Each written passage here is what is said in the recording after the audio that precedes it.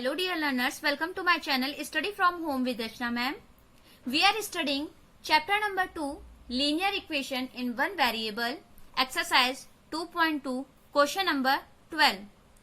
बच्चों, जैसा कि आप सभी जानते हैं कि हम लोग क्लास 8 का एनसीईआरटी बुक का chapter number 2 linear equation in one variable पढ़ रहे हैं, जो कि हम एक्सरसाइज 2.2 पर हैं और हम आज क्वेश्चन नंबर 12 सॉल्व करेंगे। ठीक है, अगर आपने अभी तक पुरानी वीडियोस नहीं देखी हैं जहां पर मैंने 11 क्वेश्चन नंबर 10 और बाकी इसके पहले के क्वेश्चन और एक्सरसाइजेस का भी वीडियो बनाया है, अगर आपने उसे नहीं देखा है तो आप उसे देख सकते हैं। ठीक है, आज हम देखेंगे क्वेश्चन नंबर 12। तो यहाँ पर देखिए क्या कहा है क्वेश्चन में, 15 years from now Ravi's age will be 4 times his present age। What is Ravi's present age?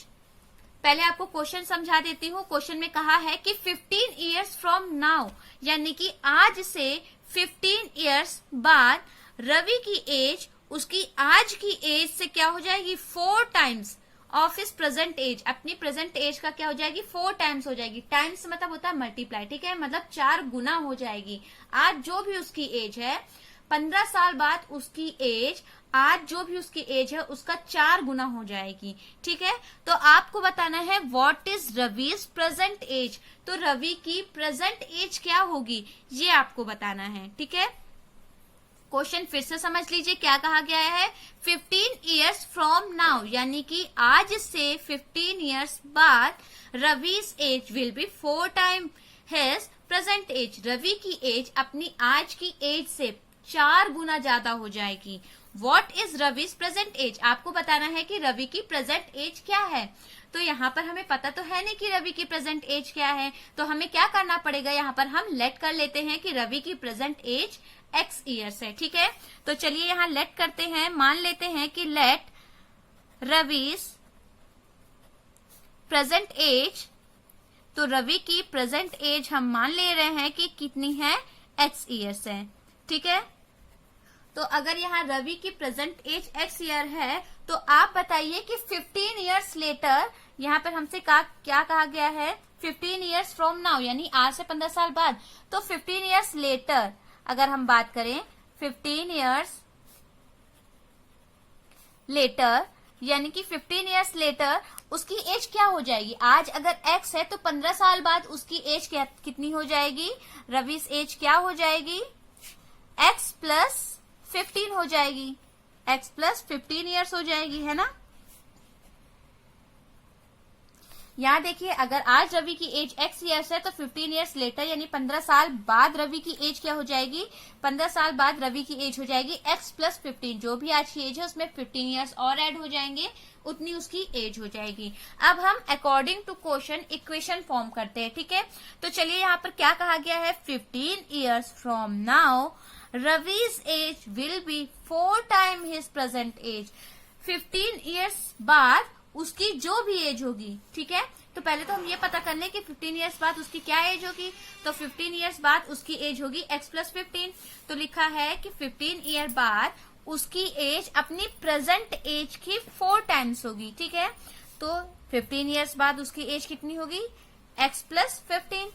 तो x प्लस 15 किसके बराबर हमें दिया है, कहा है कि 15 साल बाद उसकी एज अपनी प्रेजेंट एज का 4 गुना हो जाएगी। प्रेजेंट एज x है और वो उसका कितना हो जाएगी, 4 गुना। ठीक है, आप यहाँ मल्टीप्लाई का निशान नहीं लगाएंगे इसलिए क्योंकि यहाँ पर जब भी हम अलजेब्रिक फॉर्म में लिखते हैं तो यहाँ मल्टीप्लाई का निशान नहीं लगाते हैं। तो ये हमारे पास हो गया 4x। ठीक है, तो यहाँ पर यानी हमने इक्वेशन क्या फॉर्म की, x plus 15 equals to 4x।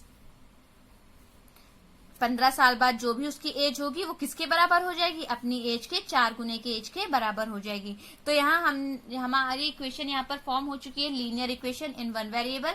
अब यहाँ से हमें क्या करनी है, वैल्यू फाइंड करनी है। यहाँ देखिए x है और इस साइड x है, तो हमें इस x को क्या करना पड़ेगा, इस साइड यानी कि राइट हैंड साइड में ट्रांसफॉर्म करना पड़ेगा।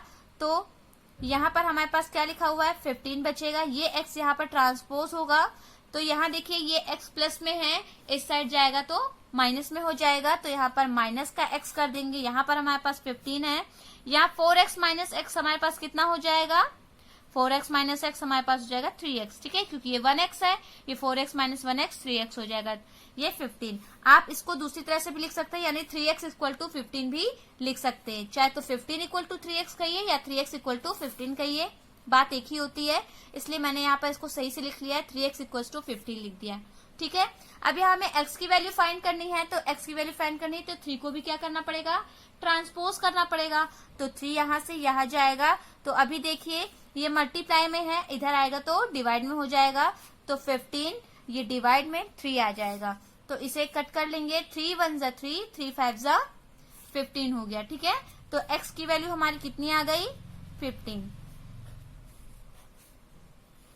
x की वैल्यू हमने फाइंड कर ली है कि हमारे पास x की क्या वैल्यू आ गई है, 15। और जैसा कि हमसे पूछा भी गया था कि उसकी प्रेजेंट एज हमने x ईयर्स मानी थी ना, तो उसकी प्रेजेंट एज हमसे पूछी गई थी और हमने वो फाइंड कर ली है कि Ravi's present age will be, Ravi's present age is 15 years, ठीक है। आज इसकी प्रेजेंट एज कितनी है, 15 ईयर्स।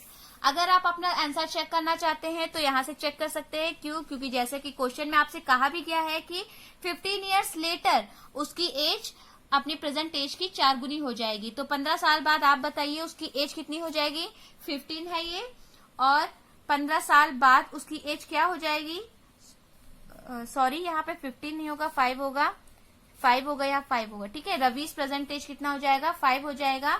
और आज से कितने साल बाद कहा है हमसे, आज से हमसे कहा है 15 ईयर्स लेटर, तो 15 ईयर्स लेटर रवीज एज क्या हो जाएगी,